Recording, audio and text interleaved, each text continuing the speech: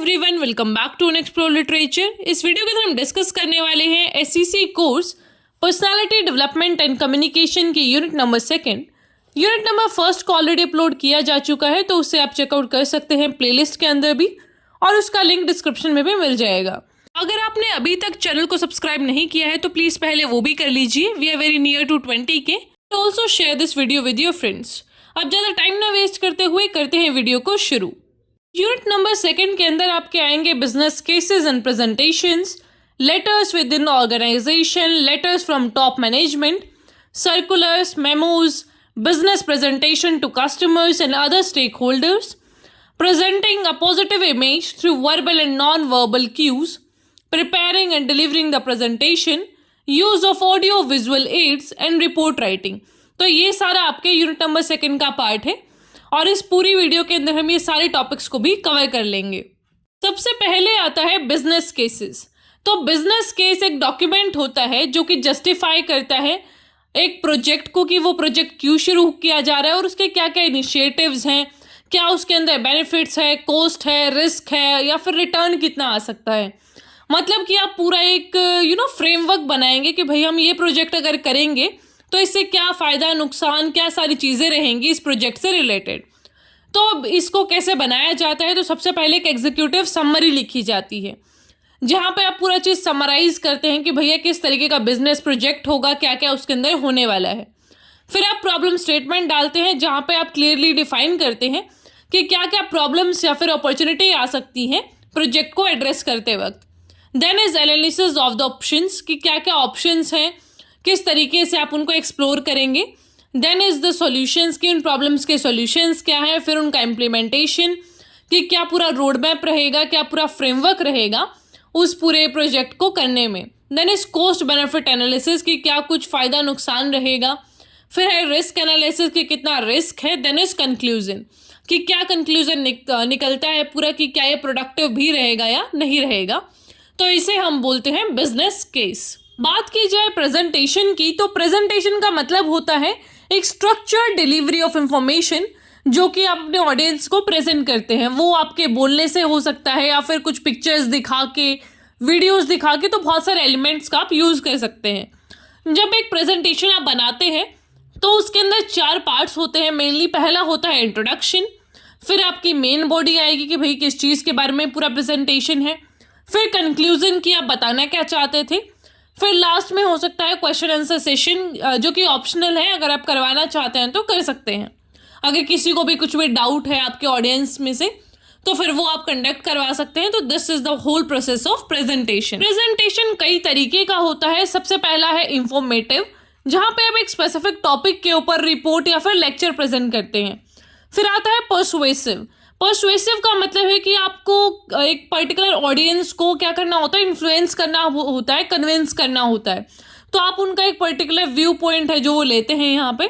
Then is motivational, जो कि audience को मोटिवेट करने के लिए बनाया जाए। देन इज डेमोन्स्ट्रेटिव, जहाँ पे आप अपना पूरा एक प्रोसीजर समझाते हैं ऑडियंस को या फिर किसी प्रोडक्ट का डेमोन्स्ट्रेशन।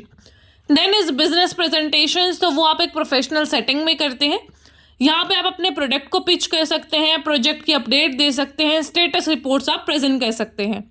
तो इस तरीके से काफ़ी तरीके का होता है प्रेजेंटेशन। अब यू मे बी फीलिंग कि बहुत सारे यूट्यूब पे वीडियोस हैं जिनमें बहुत लंबा लंबा एक्सप्लेन किया गया है, but I don't find a reason कि मैं आपको बहुत लंबा चौड़ा इसको समझाऊँ, क्योंकि थिंग्स आर वेरी ईजी। जब आप इतने आसान तरीके से समझ सकते हैं, आपको किसी और बुक और किसी भी चीज़ को रेफर करने की ज़रूरत नहीं है। आप इन्हीं चीज़ों को बार बार रिवाइज कर लीजिएगा।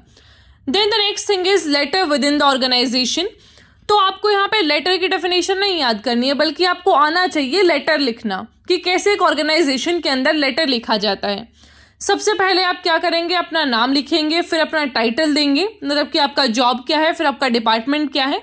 देन इज डेट, फिर जिसको भी आप लिख रहे हैं टू, जिसको भी आप लिखना चाहते हैं। फॉर एग्जाम्पल आप मैनेजर को लिखना चाहते हैं तो रेसिपेंट नेम में आ जाएगा जो भी नाम है उनका, फिर उनका जॉब टाइटल आ जाएगा मैनेजर, HR है जो भी, फिर उनका डिपार्टमेंट आएगा, फिर सब्जेक्ट आप देंगे कि भाई ये दिक्कत है मुझे, या फिर जो भी जिस भी चीज़ के ऊपर आपको लेटर लिखना है तो फिर आप सब्जेक्ट लिख देंगे, और डियर सर, मैम फिर आप यहाँ पे लिखेंगे। उसके बाद फिर आपका मेन बॉडी स्टार्ट होगा। मैंने एग्जाम्पल के तौर पे ये कुछ लाइन्स आपको लिख के दी हैं। I hope this message finds you well. I am writing to inform you about, जो भी आपका टॉपिक है आप उसके बारे में लिखेंगे, फिर आप उसकी थोड़ी डिटेल्स प्रोवाइड करेंगे जहाँ पे आप सब्जेक्ट मैटर बताएंगे, क्या बैकग्राउंड है उस इंफॉर्मेशन का, अगर इंपॉर्टेंट डेट्स वगैरह हैं तो वो चीज़ें आप बताएंगे। तो ये सारी चीज़ आप मेंशन कर देंगे इस पैराग्राफ में।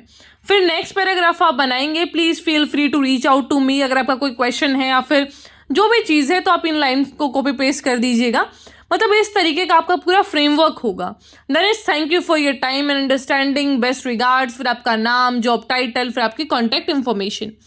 तो इस तरीके से एक लेटर लिखा जाता है विद इन अ ऑर्गेनाइजेशन। जब आप अपने सीनियर को लिख रहे हैं, जूनियर को लिख रहे हैं, किसी को भी विद इन ऑर्गेनाइजेशन का मतलब है अपनी ही ऑर्गेनाइजेशन के लोगों को आप लिख रहे हैं, वो आपसे सीनियर है या जूनियर है, दैट डजेंट मैटर। तो ये सारा आपका प्रोसीजर रहेगा लेटर लिखने में। लेटर्स के अलावा दो और काफ़ी इंपॉर्टेंट चीज़ हैं जो कि सर्कुलर्स और मेमोज। मेमोज होता है मेमोरेंडम्स। तो ये दो चीज़ें भी काफ़ी ज़्यादा यूज़फुल होती हैं एक ऑर्गेनाइजेशन के अंदर। तो सर्कुलर है जो, वो क्या होता है, एक इंफॉर्मेशन को पास ऑन करने का ज़रिया है जहाँ पे आप अपने एम्प्लॉयज़ को, नंबर ऑफ़ डिपार्टमेंट्स, किसी को भी जब आप लिखते हैं या फिर कोई अनाउंस करते हैं, पॉलिसी, इवेंट, इम्पॉर्टेंट चेंज या फिर कुछ भी ऐसी चीज़ जिसको आप सभी को बताना चाहते हैं, तो आप एक सर्कुलर इशू कर देते हैं। फिर आता है मेमोज। मेमोज शॉर्ट फॉर्म है मेमोरेंडम्स का। वो एक स्पेसिफिक पर्पस के लिए किया जाता है ताकि आप इंटरनल कम्युनिकेशन कर सकें। ये छोटे ग्रुप के लिए होता है, सर्कुलर होता है पूरी ऑर्गेनाइजेशन के लिए या फिर जब आप मेजर चेंज करते हैं। लेकिन मेमोज में या फिर मेमोरेंडम्स में जो ग्रुप है हमारा वो स्मॉल होता है। ये कन्वे करते हैं डायरेक्टिव्स को, रिक्वेस्ट को, अपडेट्स को। तो जो भी ये सारी चीज़ें हैं वो स्पेसिफिक रहती हैं और वो मेमोरेंडम के थ्रू ही कन्वे की जाती हैं। इन दोनों का जो पर्पस है वो ऑलमोस्ट सिमिलर सा ही है, लेकिन इनके फॉर्मेट्स अलग हैं जो कि अभी हम देखेंगे। तो अगर सर्कुलर का पूरा हम ये देखें फ्रेमवर्क, तो इसमें आप कंपनी का नाम लिखेंगे, then is circular number, date, subject कि आप किस टॉपिक के बारे में लिख रहे हैं।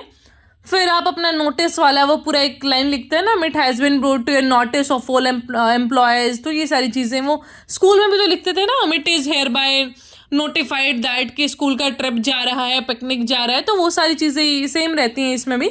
तो फिर आप अनाउंस जो भी कर रहे हैं उसके बारे में लिख देंगे कि भाई पॉलिसी में चेंज हुआ या फिर टाइम चेंज हो गया ऑफिस का। तो जो भी अनाउंसमेंट है आपकी, आप यहाँ पे लिखेंगे। प्रॉपर डिटेलिंग्स आप देंगे यहाँ पे कि क्यों चेंज हुआ है या फिर क्या चीज़ है, जो भी है उसका बैकग्राउंड इन्फॉर्मेशन आपको बताना है। फॉर एग्जाम्पल अगर मैं यहाँ पे टाइमिंग चेंज का एग्जाम्पल लेके चलूँ कि भाई ऑफिस का टाइम पहले 11 बजे था, अब 10 बजे कर दिया, तो आप रीज़न लिखेंगे नीचे कि ऐसा ऐसा, अभी बारिश का मौसम है, ठंडी है, गर्मी है, सर्दी है, जो भी आप एक लॉजिकल रीज़न जो आपको लगे वो आप लिख देंगे। उसके बाद आता है मेमोज। तो मेमोज का क्या रहेगा, यहाँ पे एग्जाम्पल के तौर पे मैंने दिया है कि भाई मीटिंग का रिमाइंडर आपको डालना है। तो सबसे पहले आप लिखेंगे टू, तो अगर सारे एम्प्लॉयज़ के लिए है तो टू ऑल एम्प्लॉयज़, फ्रॉम नाम आपका, फिर डेट, फिर सब्जेक्ट की क्या आपको बताना है यहाँ पे, फिर dear team, this is reminded that our monthly team meeting is scheduled for Friday August this and that in the main conference room, please come prepared with updates on your current projects. फिर आप अपने agendas included कि क्या क्या agendas होंगे यहाँ पे। तो मतलब बहुत ही कम शब्दों में आपको ये सारी चीज़ें लिखनी होती हैं। फिर लास्ट में लिख देना थैंक यू, आपका नाम और आपकी पोजीशन। तो ये पूरा आपका स्ट्रक्चर रहेगा जब भी आप एक मेमोरेंडम लिखेंगे। तो ये क्वेश्चन आपके आ सकते हैं, तो you have to be prepared about the formats कि किस तरीके से सारी चीज़ें लिखी जाएंगी। फिर हमारा नेक्स्ट टॉपिक आता है business presentation to customers and other stakeholders. तो जब भी आप अपने बिजनेस की बात करते हैं तो उसमें प्रेजेंटेशंस का काफ़ी ज़्यादा रोल होता है, क्योंकि आपको एक ऑडियंस के साथ कनेक्ट करना होता है। और जब भी आप अपने किसी पार्टनर को भी पिच करते हैं कि भाई हमारा ये प्रोडक्ट है, आप इसका सेल कीजिए या फिर जो भी चीज़ है, तो एक एंगेजमेंट बहुत ज़रूरी होता है कि लोग आपकी चीज़ों के बारे में जानें। फॉर एग्जाम्पल मैं अपने चैनल का बताती हूँ आपको। Few people just comment this thing paper के टाइम पे कि हमें तो आज ही आपके चैनल का पता लगा। तो इसका मतलब है कि हम उस लेवल पे एडवर्टाइजमेंट नहीं कर पा रहे हैं। कुछ लोग क्या होता है कि बहुत सारी एड्स डालते हैं, तो आप समझ पा रहे होंगे उस चीज़ को कि जब आप एडवर्टीजमेंट करते हैं तब लोगों को पता चलता है, वरना चीज़ें अच्छी हैं या बुरी हैं वो बहुत लेट लोगों के सामने आती हैं, because this is a social world. तो यहाँ पे बहुत सारा कंटेंट है, तो इसीलिए जो आपको अपना बिजनेस है अगर वो काफ़ी बढ़ाना है तो एडवर्टीजमेंट का बहुत ज़्यादा यहाँ पे रोल रहता है। And one of that is presentation, कि आप किस तरीके से पिच करते हैं अपनी चीज़ों को। तो इसमें सबसे पहले आता है इंट्रोडक्शन, जहाँ पे आप टाइटल डालेंगे, अपनी कंपनी का नाम, लोगो और पूरा प्रेजेंटेशन का टाइटल। यहाँ पे आप डेट भी लिख सकते हैं। फिर पूरा ओवरव्यू देंगे कि किस तरीके से आपकी कंपनी एस्टेब्लिश हुई, मिशन क्या है, विजन क्या है, तो वो सारी चीज़ें।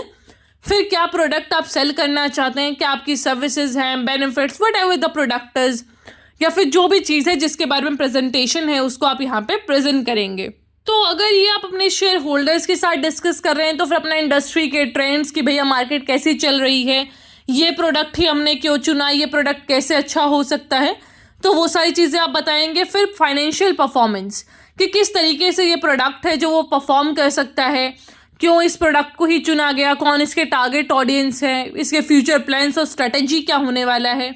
और then last thing is call to action कि किस तरीके से सारे प्लान को एग्जीक्यूट किया जाएगा। तो इस तरीके से आपका पूरा प्रेजेंटेशन प्लान होता है and that is how you give your presentation in the business organisations. Last topic आता है रिपोर्ट राइटिंग। तो मैं आपको पहले ही बता दूं कि रिपोर्ट राइटिंग हमेशा पास्ट में होती है। रिपोर्ट राइटिंग का मतलब है कि कोई एक्टिविटी हो चुकी है, कोई action, meeting, what ever the thing was, वो हो चुका है। अब आप उसके बारे में याद करके लिख रहे हो कि पहले ये हुआ, फिर ये हुआ। तो उसका फॉर्मेट क्या होगा, सबसे पहले ऑर्गेनाइजेशन का नाम, फिर डेट, टाइटल, फिर प्रिपेयर्ड बाय, जिसने भी उसको लिखा है तो आप ही लिख रहे हैं तो अपना नाम लिख दीजिएगा। फिर पूरा समरी कि उस मीटिंग में उस जो भी आपका एक्शन था उसमें क्या हुआ, तो मीटिंग के बारे में ये बेसिकली है, तो आप मीटिंग के बारे में पूरा लिखेंगे समराइज करके, ताकि अगर कोई नहीं भी अटेंड कर पाया मीटिंग तो इसको पढ़ के वो पूरा समझ जाए। फिर आता है इंट्रोडक्शन, फिर मेथोडोलॉजीज, क्या क्या फाइंडिंग्स थी, क्या एनालिसिस रहा, रिकमेंडेशंस क्या निकल के आए और कंक्लूजन क्या निकला पूरी मीटिंग का। तो ये सारा फॉर्मेट आप फॉलो करेंगे जब भी आप एक रिपोर्ट लिखते हैं, और ये हमेशा पास्ट जो पास्ट टेंस है उसमें लिखी जाएगी। राइट, सो ये जो रिपोर्ट होती है वो कभी भी प्रेजेंट में नहीं होती हैं, तो इसका आप ध्यान रखेंगे। Alright, so this was all about this unit number 2। I hope आपको समझ आया होगा। कोई भी क्वेश्चन, क्वेरी, डाउट जो भी है उसे आप कमेंट बॉक्स में पूछ सकते हैं, और प्लीज़ अपना फीडबैक ज़रूर देके जाएं। It takes a lot of time to make this PPTs and videos, तो प्लीज़ अपने 1-2 मिनट निकाल के फीडबैक ज़रूर दें। Alright, so I will meet in the next video. Till then take care, stay happy, stay healthy.